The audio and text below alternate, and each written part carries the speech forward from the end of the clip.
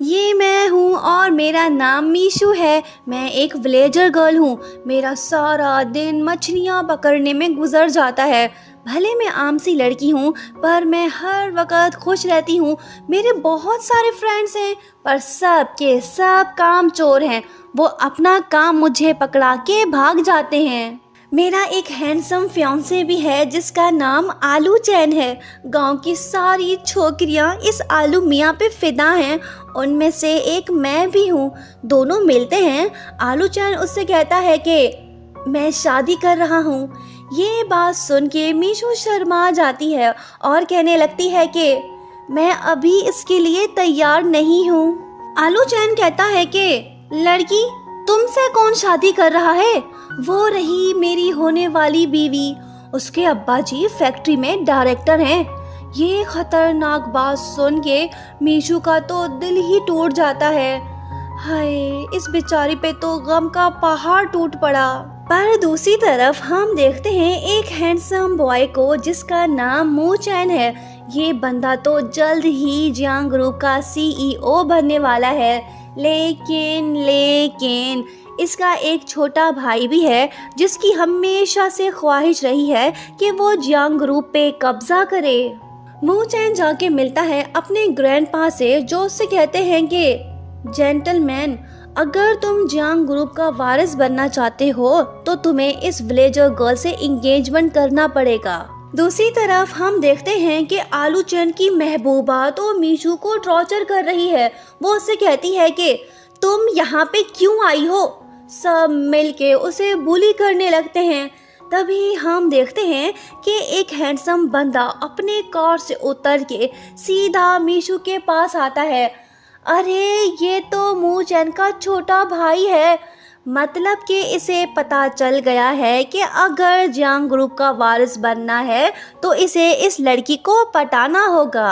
Oh no, मू चैन भी यहाँ पे पहुँच गया है। दोनों भाइयों का आमना सामना होता है। बड़ा भाई कहता है कि छोटे, ये लड़की मेरी है, तुम यहाँ से दफा हो जाओ।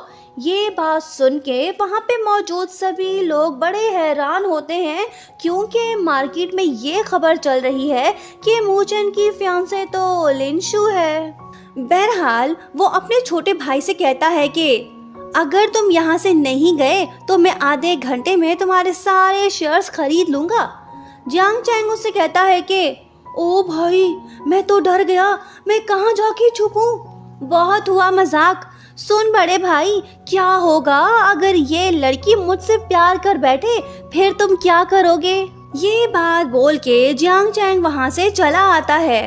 मू चैन मीशू के पास आता है और उससे कहने लगता है कि लड़की, क्या तुम मेरी फियांसे बनोगी? दोनों एक दूसरे को देखने लगते हैं। मू चैन उसे उठा लेता है पर जाने से पहले वो आलू चैन की महबूबा से कहता है कि अपने अब्बा जी को बता देना कि मैंने उसे जॉब से निकाल दिया है। अरे अरे, इसकी खुशी तो मातम में बदल गई। मीशू मू चैन को थैंक्स बोलती है और उससे कहती है कि तुम मुझे अगले स्टॉप पे उतार देना। मू चैन कहता है कि नहीं, तुम मेरे साथ चल रही हो मेरे ग्रैंडपा से मिलने। मीशू कहती है कि क्यों? किस खुशी में? मैं क्यों तेरे दादाजी से मिलूं? मू चैन कहता है कि नो बकवास, सीधी बात, आज से तुम मेरी फियांसी हो। मीशू कहती है कि अगर मैं ना कहूँ तो तुम क्या कर लोगे? मू चैन अपने ड्राइवर से कहता है कि चलो यहाँ से। मीशू बेचारी तो सारा दिन मछलियाँ पकड़ती है, अब इसके कपड़ों से बदबू तो आएगी ना। मू चैन तो ठहरा अमीर ज़्यादा, हल्की सी बदबू से भी इन लोगों को परेशानी होती है। वो कहती है कि सॉरी, मैंने अच्छे कपड़े नहीं पहने हुए। मू चैन कहता है कि कोई बात नहीं, वो मैं देख लूँगा।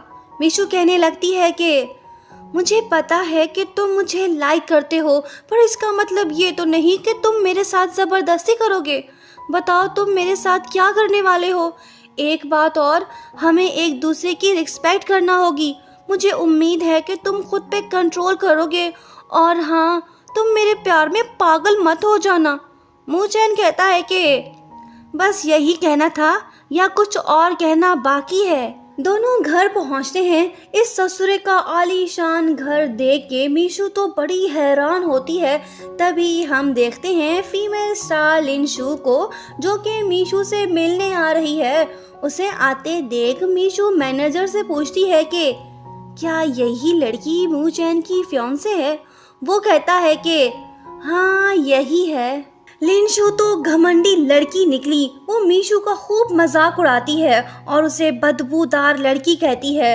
लगता है कि मू चैन भी लिनशू के साथ खुश है, इसे मीशू में कोई इंटरेस्ट नहीं। उसके बाद जब सभी दादाजी के पास जाते हैं तो हम देखते हैं कि चश्मा ना पहनने की वजह से दादाजी को गलत फहमी होती है। वो लिनशू को मीशू समझ लेते हैं। गलती का एहसास होते ही वो मीशू से कहते हैं कि तुम यहीं पे रुको, मैं किसी से मिल के आता हूँ। मीशू घर का मुआयना करने लगती है और सोचती है कि ये सारे लोग अजीब हैं, मैं कहाँ फंस गई। तभी मीशू का पाँव स्लिप होता है, पर टेंशन की कोई बात नहीं, हीरो इसे बचा लेगा। अरे नहीं, रोमांटिक सीन शुरू हो गया। इनकी दिल की धड़कनें तो तेज हो गई। मीशू सोचने लगती है कि वाओ, ये बंदा कितना हैंडसम है। जियांग चैन सोचता है कि छी छी, ये लड़की इतनी बदबूदार क्यों है। ठीक है, कुछ पाने के लिए कुछ खोना पड़ता है, मैं ये सब बर्दाश्त कर लूंगा।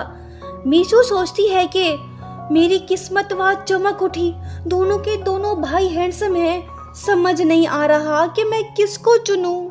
ये तो ख्यालों की दुनिया में खो गई और हीरो इसे संभाल ना पाया और गिर पड़ा। लिनशू मू चैन से पूछती है कि तुम्हारे ग्रैंडपा ने इस लड़की में ऐसी क्या खूबी देखी, क्या तुम इससे शादी करोगे। मू चैन कहता है कि पता नहीं क्या होगा मेरा, छोड़ो इस बात को, हमें पार्टी में जाना है। दूसरी तरफ जियांग चैन मीशू का दिल जीतने की पूरी कोशिश कर रहा है। इसने तो पहले से ही सारा बंदोबस्त कर रखा है। मीशू सोचने लगती है कि इतने सारे ड्रेसेस, समझ नहीं आ रहा कि कौन सा वाला चूज करूं। जियांग चैन इस मामले में उसकी हेल्प करने लगता है। लगता है कि मीशू को फैंसी ड्रेसेस ज्यादा पसंद नहीं, ये तो अच्छी बात है। जियांग चैन उससे कहता है कि कोई बात नहीं, तुम इनके साथ मेकअप रूम जाओ, ड्रेस को बाद में चूज कर लेंगे। मू चैन ने मीशू के लिए ऑलरेडी एक ड्रेस चूज कर रखा है। लिनशू उससे पूछती है कि तुम ऐसा क्यों कर रहे हो।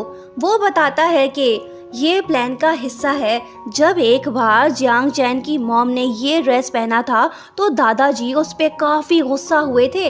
अगर मीशू ये ड्रेस पहन के पार्टी में जाएगी तो मुझे यकीन है कि दादाजी का मूड खराब हो जाएगा। दूसरी तरफ बेचारी मीशू इन सब बातों से अनजान है। अरे नहीं, इसने तो वही ड्रेस पहना हुआ है जो मू चैन ने इसके लिए चूज किया था। वो मू चैन के पास जाती है और उसे थैंक्स बोलती है। लिनशू भी अच्छे से तैयार हुई है। वो मू चैन से कहने लगती है कि डार्लिंग, हमें चलना चाहिए, अगर देर से पहुँचे तो दादाजी गुस्सा होंगे। दूसरी तरफ जियांग चैन को ये न्यूज मिलती है कि ग्रैंडपा का मूड बदल गया है। जियांग ग्रुप का वारिस बनने के लिए अब इसे मीशू से शादी करने की कोई जरूरत नहीं। इसकी ये टेंशन तो खत्म हुई। लगता है कि अब ये मीशू को चेस नहीं करने वाला। दूसरी तरफ बेचारी मीशू ब्यूटी पार्लर में अकेली बैठी है। टाइम बहुत हो गया, अब इसे यहाँ से जाना होगा। वो रोड साइड जाके खड़ी हो जाती है और मू चैन का वेट करने लगती है। बारिश भी शुरू हो जाती है और मू चैन का नंबर भी ऑफ जा रहा है। पार्टी में मीशू को ना देख मू चैन लिनशू से कहता है कि तुम मेरा वेट करो, मैं उसे ले आता हूँ। अगर वो पार्टी में ना आई तो हमारा प्लान चौपट हो जाएगा। दूसरी तरफ काफी वेट करने के बाद मीशू वहाँ से जाने लगती है। लेकिन हम देखते हैं कि एक कार तेजी से उसकी तरफ आ रही है। थैंकफुली उसे कुछ नहीं हुआ, पर इस इंसिडेंट ने बेचारी मीशू को काफी डरा दिया है। मू चैन भी आ पहुंचा है। मीशू इमोशनल होके उसे हग करती है और उससे कहने लगती है कि तुम पहले इंसान हो जिसे मेरी फिक्र है। तुम्हें पता है, आज मैं मरते मरते बची हूँ।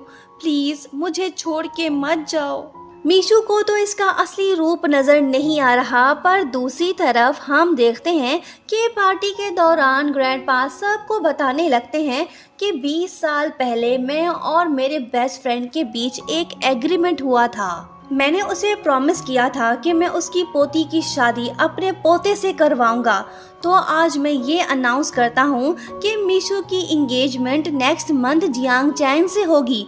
ये बात सुन के जियांग चैन खुद भी शॉक्ड होता है, पर लिनशू तो काफी खुश है और सोचने लगती है कि शुक्र है उस लड़की से जान छूटी, अब मू चैन मेरा है। दूसरी तरफ मू चैन मीशू से कहने लगता है कि हमें चलना होगा, ग्रैंडपा हमारा वेट कर रहे हैं। जब ये दोनों कार में बैठते हैं तो तभी मू चैन को दादाजी के अनाउंसमेंट की न्यूज़ मिलती है। वो सोचता है कि अब पार्टी में जाने का क्या फायदा। वो अपने डॉक्टर को फोन करके उसे घर बुलाता है ताकि मीशू का चेकअप करा सके। डॉक्टर के जाने के बाद मू चैन मीशू को अपने साथ ले जाता है ताकि इसे अपने विलेज वापस छोड़ आए। वो मीशू को बताने लगता है कि ग्रैंडपा तुम्हारी शादी जियांग चैन से कराना चाहते हैं, क्या तुम मुझसे शादी करोगी? मीशू कहती है कि नहीं, मेरी शादी मेरी मर्जी से होगी। कोई मुझसे पूछे बगैर मेरी शादी कैसे फिक्स कर सकता है? शादी उससे की जाती है जिससे आप प्यार करते हो। ये बात बोल के मीशू कार से उतर के सी साइड की तरफ निकल जाती है। लगता है कि मीशू को मू चैन से प्यार हो गया है, इसी वजह से वो बहुत खुश दिखाई दे रही है। वो कहने लगती है कि मेरे प्यारे समंदर, मैं तुमसे बहुत प्यार करती हूँ, मैं तुम्हें मिस कर रही थी, मैं आ गई वापस। उसके बाद मू चैन मीशू से कहने लगता है कि अगर तुम जियांग चैन से शादी नहीं करना चाहती तो ठीक है, तुम परेशान मत हो, मैं दादाजी को इन्फॉर्म कर दूंगा। तुम्हारा घर आ गया, तुम जाके आराम करो, गुड बाय। जब मू चैन वापस जाने लगता है तो मीशू उसे रोकती है और कहने लगती है कि वो देखो। मैनेजर हान मीशू को बताने लगते हैं कि मास्टर जियांग के हुक्म पे हम लोग तुम्हारे पुराने घर की जगह एक नया आलीशान घर बना रहे हैं। ये उनकी तरफ से एक छोटा सा तोहफा समझ लो। ये बात सुनते ही मीशू सदमे में चली जाती है। अरे, ये तो बेहोश हो गई। मू चैन अपने दादाजी से जाके मिलता है और उससे कहने लगता है कि आपने उस बेचारी के घर को क्यों बुलडोज कराया, अब वो कहाँ पे रहेगी? दादाजी जवाब देते हैं कि ऑफ कोर्स वो यहाँ पे रहेगी। मू चैन पूछता है कि आप उसे फोर्स क्यों कर रहे हो? आप हमेशा से ऐसा करते आए हो। उस लड़की को आप सुकून से रहने क्यों नहीं दे रहे? वो विलेज लाइफ में खुश है। दादाजी कहते हैं कि मैंने उसके पेरेंट्स से प्रॉमिस किया है, वो मैं निभा के रहूंगा। मू चैन दादाजी से बहस नहीं करना चाहता, वो वहाँ से चला आता है। मैनेजर हान मीशू को उसके रूम में ले जाते हैं। इसका मतलब तो ये हुआ ना कि अब वो यहीं पे रहने वाली है। मीशू सोचने लगती है कि हाय, ये रूम तो काफ़ी बड़ा है, यहाँ पे हर चीज़ मौजूद है। अब से मेरी लाइफ तो प्रिंसेस जैसी हो गई है, इससे ज़्यादा अच्छा और क्या होगा। तभी अचानक से जियांग चैन वहाँ पे आ टपकता है और वो मीशू को फोर्स करने लगता है। कुछ टाइम पहले की बात है जब दोनों भाई वारिस बनने के लिए मीशू के पीछे पड़े थे, लेकिन जब इनको पता चला कि उससे शादी करना जरूरी नहीं तो इन भाई लोगों का मूड ही बदल गया। अब ये मीशू को इग्नोर कर रहे हैं। जियांग चैन मीशू को वार्न करते हुए कहता है कि बेहतर होगा तुम खुद यहाँ से चली जाओ, नहीं तो मैं तुम्हारा जीना दुश्वार कर दूंगा। बेचारी मीशू तो डर सी गई है, उसे समझ नहीं आ रहा कि अब वो क्या करे। उसी रात जब मीशू डिनर करने आती है तो दादाजी उससे कहते हैं कि तुम जियांग चैन के पास आके बैठ जाओ, पर मीशू तो इसके साथ बिल्कुल भी नहीं बैठना चाहती। वो मू चैन के साथ जाके बैठ जाती है और गलती से पेप्सी कोला पी के टपक पड़ती है। दादाजी जियांग चैन से कहते हैं कि बेटा, इसे अपने रूम ले जाओ। ये बात सुनने की देर थी कि मदहोश मीशू फौरन से होश में आके कहने लगती है कि नहीं दादाजी, मैं खुद ही चली जाऊंगी। ओह, ओहो, आज का दिन ही खराब है। मीशू फिर से गलती कर बैठती है। वो मूचैन के रूम में जाके सो जाती है। वो उसे उठा के बाहर फेंकता है। बस बहुत हो गया, अब मैं यहाँ पे 1 मिनट नहीं रुकने वाली। मैनेजर हान उससे कहते हैं कि लड़की, तुम कहाँ जाके रहोगी? क्या तुम रेंट अफोर्ड कर पाओगी? हाँ, बात तो सही की इसने, मुझे यहीं पे रहना होगा। लेकिन शरारती जियांग चैन इसे सुकून से रहने थोड़ी देगा। इसने तो इस बेचारी को मेड बना दिया है। घर की सफाई, झाड़ू पोछा लगाना और दूसरे काम वो इससे ऐसे ही करवा रहा है जैसे ये उसकी नौकरानी हो। मीशू सोचती है कि मैं कैसे इस गधे से अपनी जान छुड़ाऊं। आइडिया, मुझे कुछ ऐसा करना होगा जिससे इसे लगे कि मैं एक अच्छी लड़की नहीं हूँ। प्लान के मुताबिक मीशू जियांग चैन की डेली रूटीन को नोट करने लगती है। अब बस उसे सही वक्त का इंतजार है। एक रात वो जानबूझ के पेप्सी कोला पी के टपक जाती है। तभी वहाँ पे मूचैन आता है, पर मीशू इसे जियांग चैन समझ लेती है और क्रेजी हरकतें करने लगती है। मूचैन उससे कहता है कि ओए लड़की, होश में आओ, ये मैं हूँ, वो नहीं। बहुत हो गया, अब यहाँ से दफा हो जाओ। लगता है कि मीशू की इस हरकत ने मूचैन के दिल को बेचैन कर दिया है। इसकी तो नींद हराम हो गई। ये सोचने लगता है कि मुझ जैसे हैंडसम को छोड़ के वो लड़की मेरे भाई के पीछे क्यों पड़ी है? मैं जियांग ग्रुप का हकीकी वारिस हूँ। मैं ये सब बर्दाश्त नहीं करूँगा।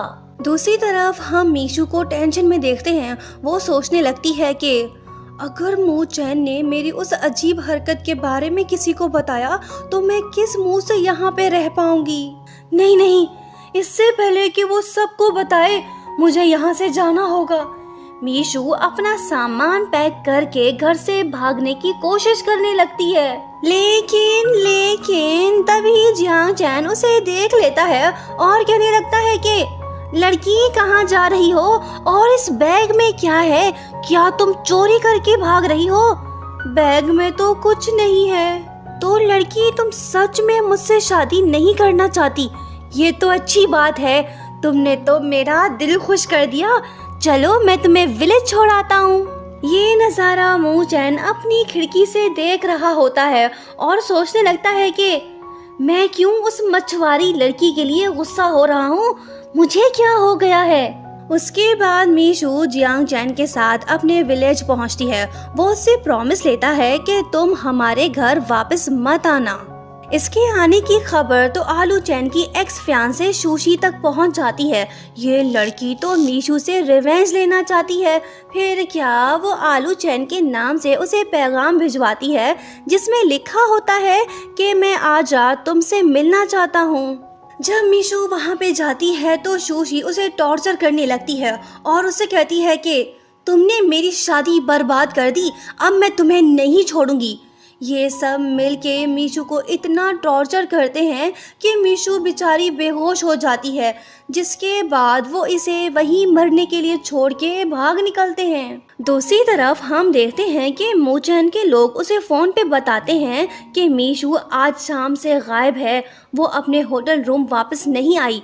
ये बात सुनते ही मूचैन परेशान होता है और सोचने लगता है कि जरूर मीशू किसी मुसीबत में है। फिर क्या, वो वेयर हाउस पहुँच के मीशू को तलाश करने लगता है।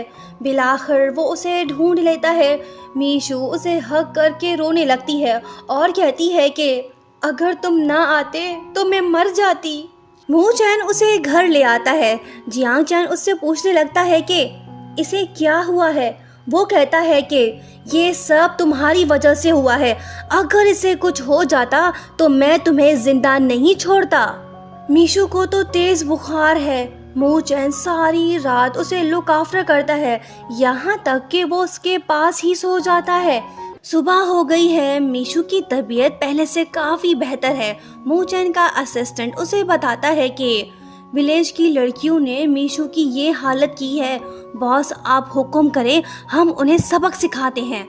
मूचैन कहता है कि नहीं, इस मामले को मैं खुद हैंडल कर लूंगा, फिलहाल कुछ करने की जरूरत नहीं।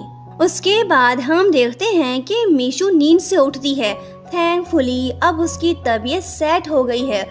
मूचैन उससे कहता है कि चलो बाहर वॉक करने चलते हैं, मैं तुम्हें कहीं ले जाना चाहता हूँ। मीशू उसके साथ जाती है। अरे नहीं, ये तो वही वेयर हाउस है जहाँ पे कल रात मीशू को बुली गर्ल्स ने बांध के रखा था। वो उससे पूछती है कि हम यहाँ पे क्यों आए हैं। मूचैन जवाब देता है कि हम उनसे रिवेंज लेने आए हैं। मीशू कहती है कि इसकी कोई जरूरत नहीं। मूचैन कहता है कि कोई तुम्हें बुली करे ये मैं हरगिज बर्दाश्त नहीं करूँगा, तुम चलो मेरे साथ। दोनों वेयर हाउस के अंदर जाते हैं। मूचैन के हुक्म पे उसके लोग इन बुली गर्ल्स के साथ वही कुछ करने लगते हैं जो इन्होंने मीशू के साथ किया था। मीशू मूचैन को रोकने की कोशिश कर रही है। वो उससे रिक्वेस्ट करती है कि प्लीज तुम इनको जाने दो। मूचैन मान जाता है और उन गर्ल्स को वार्न करता है कि अगर आइंदा ऐसी हरकत की तो तुम सब जिंदा नहीं बचोगे। दूसरी तरफ जियान चैन को हम थोड़ा सा परेशान देखते हैं। वो सोचने लगता है कि क्या मीशू मेरी वजह से हर्ट हुई है। ओ अब मैं समझा, कहीं मेरा भाई मीशू को पसंद तो नहीं करने लगा है। क्या मीशू मेरी सिस्टर इन लॉ बनने वाली है।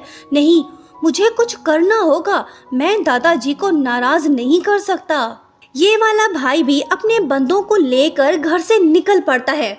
दूसरी तरफ बुली गर्ल्स काफ़ी कोशिशों के बाद खुद को छुड़ा पाती हैं, लेकिन तभी जियांग चैन वहाँ पे आ पहुँचता है।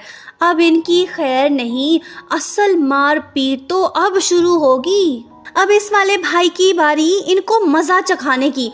खूब मार खाने के बाद बुली गर्ल्स एक दूसरे से कहने लगती हैं कि इससे पहले कि उनकी फैमिली का कोई और बंदा आ जाए, चलो जल्दी से यहाँ से भाग चलते हैं। जब ये सब भाग रही होती हैं तो तभी दादाजी के लोग मैनेजर हान की क़यादत में वहाँ पे आ पहुँचते हैं। अरे नहीं, इनकी तो वाकई में किस्मत खराब है, किनसे पंगा ले लिया, अब ये तीनों नहीं बचने वाली। थैंकफुली मैनेजर हान इनकी हालत पे तरस खाते हैं। वो इन्हें जाने देते हैं, जल्दी से भागो, कहीं दादी अम्मा के लोग भी ना आ जाए मारने। वैसे मूचैन की कोई दादी नहीं, अब ये बात इनको नहीं पता। दूसरी तरफ मीशू मूचैन को थैंक्स बोलती है और उसे बताने लगती है कि विलेज में अक्सर ऐसा होता रहता है, मैं इन हालातों में पली बड़ी हूँ। तुम्हारा बहुत शुक्रिया जो तुमने मुझे ये फील कराया कि कोई है जिसे मेरी फिक्र है। ये बात सुनते ही मूचैन उसे गले लगा लेता है और कहने लगता है कि क्या तुम मुझसे शादी करोगी। चलो दादाजी के पास चलते हैं और उन्हें बताते हैं कि हम एक दूसरे से प्यार करते हैं। ये रोमांटिक बात सुन के मीशू बहुत खुश होती है और सोचने लगती है कि क्या ये लव कन्फेशन है। मूचैन एक बार फिर से उससे पूछता है कि क्या तुम मुझसे शादी करने के लिए तैयार हो।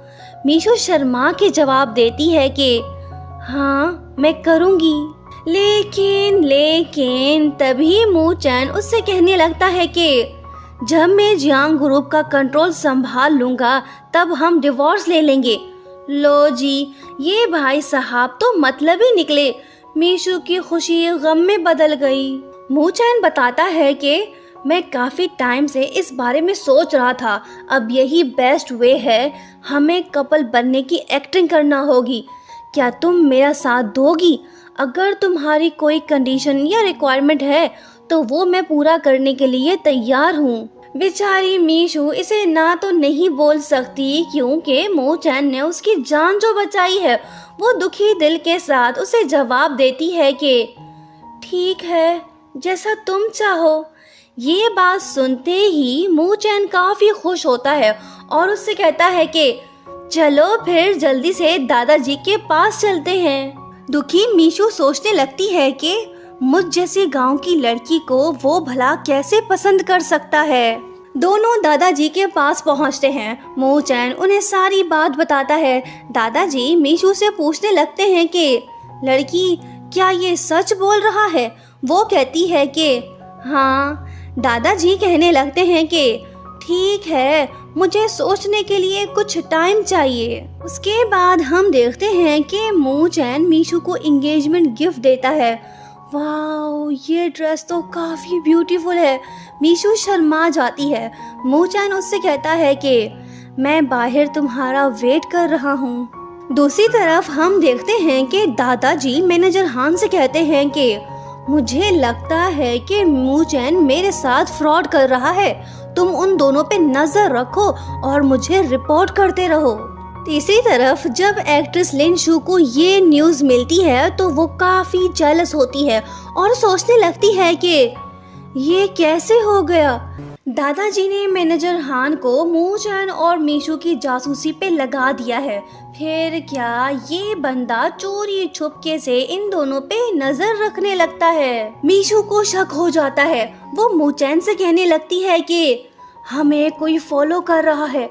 वो पूछता है कि कौन है वो बताने लगती है कि वो ही मैनेजर हान।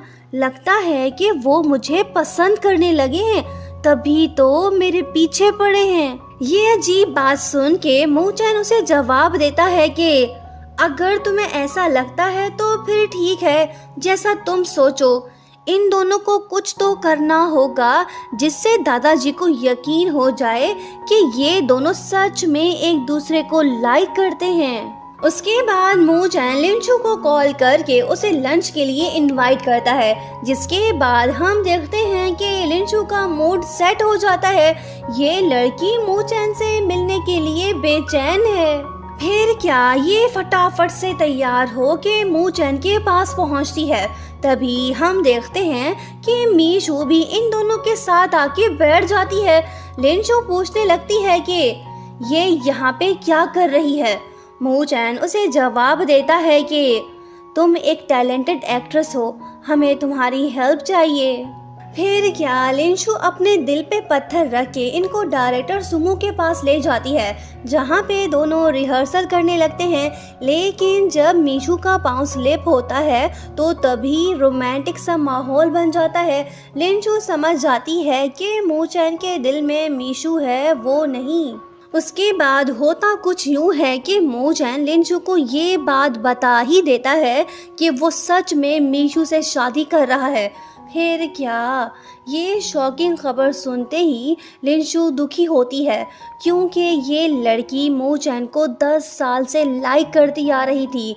लेकिन अब सब कुछ ख़त्म हो गया है, इन दोनों के रास्ते जुदा हो गए हैं। पर दूसरी तरफ हम देखते हैं कि जब मैनेजर हान दादाजी को रोमांटिक सीन के क्लिप दिखाते हैं तो फाइनली दादाजी यकीन कर ही लेते हैं कि मू चैन उसके साथ कोई फ्रॉड नहीं कर रहा। वो उन दोनों के पास जाते हैं और उनसे कहने लगते हैं कि तुम दोनों वाकई में एक दूसरे से प्यार करते हो। तुम दोनों जब भी चाहो एक दूसरे से शादी कर सकते हो। लेकिन मेरी एक कंडीशन है। लो जी, लगता है कि दादाजी इनकी जान आसानी से नहीं छोड़ने वाले। तुम्हें ये प्रोजेक्ट मीशू के साथ मिलके कंप्लीट करना होगा। तुम्हारे पास सिर्फ 7 दिन हैं। अगर तुम दोनों फेल हुए तो मुझे ब्लेम मत करना। ये बात बोल के दादाजी पतली गली से निकल जाते हैं। जिसके बाद हम देखते हैं कि मू चैन काफ़ी परेशान हो गया है, क्योंकि उसे पता है कि इस प्रोजेक्ट को कंप्लीट करना इम्पॉसिबल है। 3 साल से कोई भी इसे कंप्लीट नहीं कर पाया। जियांग चैन मीशू को बताता है कि दादाजी फिशिंग विलेज में एक रिजॉर्ट बनाना चाहते हैं, लेकिन वहाँ पे एक बंदे का घर है जो उनको अपनी ज़मीन देने को तैयार नहीं।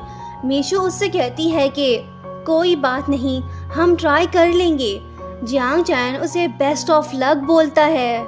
दूसरी तरफ मू चैन का असिस्टेंट उसे इन्फॉर्म करता है कि मिस्टर शू का रिप्लाई नहीं आया। ये न्यूज़ सुन के मू चैन डिसाइड करता है कि वो मिस्टर शू से खुद जाके मिलेगा। जियांग चैन मीशू को मिस्टर शू का एड्रेस बताता है। उसकी असिस्टेंट उससे पूछती है कि आप उनकी हेल्प क्यों कर रहे हो। वो बताता है कि मुझे लगता है कि मीशू इस प्रॉब्लम को सॉल्व कर सकती है। उसकी खुशी में मेरी खुशी है। मैं चाहता हूँ कि वो सक्सेसफुल हो। दूसरी तरफ हम देखते हैं कि मीशू और मू चैन मिस्टर शू के पास जा पहुंचते हैं, पर ये बंदा तो इन दोनों से मिलने को तैयार ही नहीं।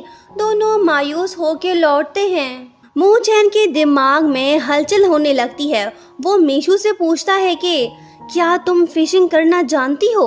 वो कहती है कि ये भी पूछने की बात है, मैं सारी जिंदगी यही तो करती आई हूँ। उसी दिन दोनों सी साइड के पास जाते हैं जहाँ पे मिस्टर शू पहले से मौजूद होते हैं। मू चैन मीशू से कहता है कि यही सही टाइम है। मीशू के पास ढेर सारे शेल फिश देख के मिस्टर शू उससे पूछते हैं कि लड़की, क्या तुम मुझे बता सकती हो कि इनको कैसे ढूंढा जाता है? मीशू उसे सब कुछ बताती है। मिस्टर शू खुश होते हैं। वो इन दोनों को बोनफायर नाइट पार्टी में इनवाइट भी करते हैं। मीशू और मू चैन को ये पार्टी अटेंड करना होगी। मू चैन मीशू को अपने पास्ट के बारे में बताते हुए कहने लगता है कि बचपन में दादाजी हर साल सी साइड ले जाके वहाँ पे मुझे छोड़ आते थे ताकि मेरे अंदर से खौफ खत्म हो जाए। एक दिन जब मैं सी के पास बेहोश पड़ा था तो तभी एक लड़की ने मेरी हेल्प की थी। कहीं ये लड़की मीशू तो नहीं? बहरहाल पार्टी एंड होने के बाद मिस्टर शू फाइनली मान जाते हैं। ये इतनी आसानी से कैसे मान गए? इसके पीछे भी एक कहानी है। 20 साल पहले मिस्टर शू को एक लड़की से प्यार हो गया था जिसका नाम मीशन था, लेकिन मिस्टर शू के डैड उसकी शादी किसी और से करना चाहते थे। इसी वजह से दोनों का ब्रेकअप हो गया। बाद में मीशन ने एक विलेज बॉय से शादी की जिसके बाद उन्होंने एक बेटी को जन्म दिया। कुछ टाइम बाद वो दोनों कार एक्सीडेंट में गुजर गए। समझ तो गए होंगे आप सब, मीशन दरअसल मीशू की मॉम थी। मिस्टर शू उनसे बहुत प्यार करते थे, तभी वो उसकी बेटी को ना नहीं बोल पाए। एक और बात, मिस्टर शू ने मीशू को नहीं बताया कि मीशन उसकी मॉम थी।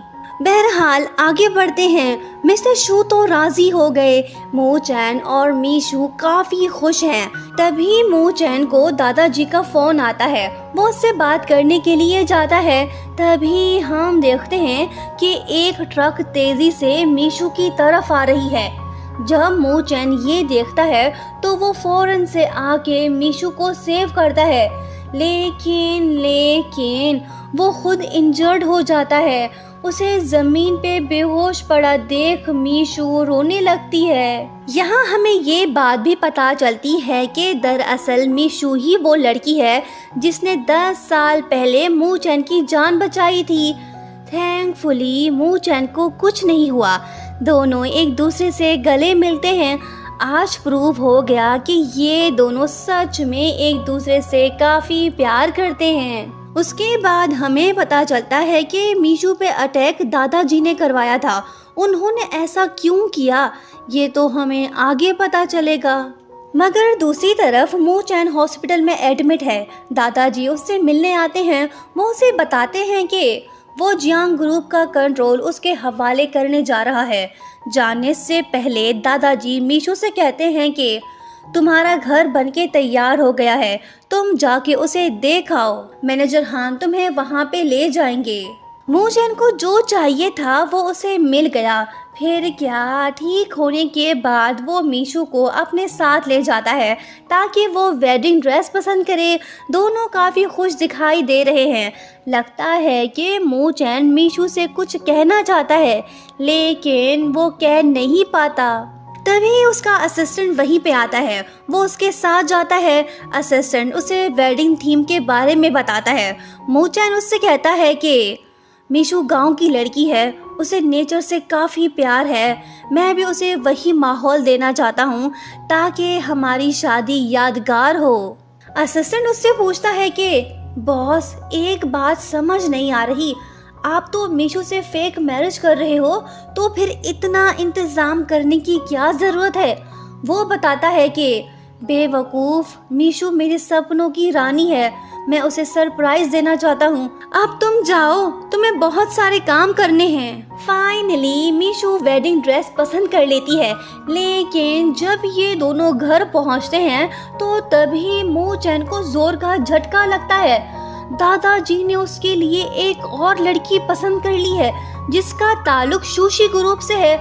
अब दादाजी चाहते हैं कि मू चैन इससे शादी करे ताकि बिजनेस में उसे फायदा हो। मू चैन उन्हें साफ मना कर देता है, पर दादाजी तो ठहरे जिद्दी इंसान, वो उसकी एक नहीं सुनते। लो जी, हमें लगा कि ये दादाजी सुधर गए हैं, पर इन्होंने तो मू चैन को नई मुसीबत में डाल दिया है। बहरहाल आगे बढ़ते हैं। मू चैन दादाजी से पूछता है कि पहले तो आप मेरी शादी मीशू से कराना चाहते थे, अब आपको क्या हुआ? दादाजी जवाब देते हैं कि बेटा, सब कुछ प्लान के मुताबिक हुआ। मुझे पता था कि मिस्टर शू कैसे मानेंगे। मैंने मीशू को यूज़ किया ताकि हमारा प्रोजेक्ट कंप्लीट हो। मैंने ही मीशू को मारने के लिए बंदे भेजे थे। ये सच जान के मू चैन अपने दादाजी पे बहुत गुस्सा होता है और उनसे कहता है कि आप पागल हो गए हैं, आप मेरे दादाजी नहीं हो सकते। ये बात बोल के वो चला आता है। लेकिन हम देखते हैं कि मीशू ने इन दोनों की सारी बातें सुन ली है। वो मू चैन से कहती है कि हमारा कॉन्ट्रैक्ट यहीं पे एंड होता है, अब तुम्हें मुझसे शादी करने की ज़रूरत नहीं। मैं जहाँ से आई हूँ मुझे वहीं पे जाना होगा। मू चैन उससे कहता है कि प्लीज़ मत जाओ, मैं तुमसे बहुत प्यार करता हूँ। वो रोते हुए जवाब देती है कि अपना ख्याल रखना, खुश रहना, मुझे जाना होगा। ये बात बोल के वो चली आती है, जिसके बाद हम देखते हैं कि मू चैन का दिल टूट सा जाता है। दोनों जुदा हो गए। टाइम गुजरता है, हम मीशू को उसके विलेज में देखते हैं। टीवी न्यूज़ से उसे पता चलता है कि मू चैन की मैरिज सेरेमनी आज रात 8 बजे शुरू होगी। ये न्यूज़ सुन के वो दुखी तो होती है, लेकिन फिर भी वो कहने लगती है कि मू चैन तुम खुश रहना, मैं बस यही चाहती हूँ। आज न्यू ईयर नाइट है, 12 बजने वाले हैं। तभी हम देखते हैं एक पर्सन को जो मीशू के करीब जा रहा है। अरे वाह, ये हुई ना बात, आ गया और छा गया। मू चैन मीशू से पूछता है कि प्रिंसेस, क्या तुम मुझसे शादी करोगी? फाइनली दोनों का अधूरा प्यार पूरा हुआ। कहानी हुई ख़त्म। नेक्स्ट ड्रामा देखना मत भूलिएगा। Thank you so much for watching and subscribe for more videos.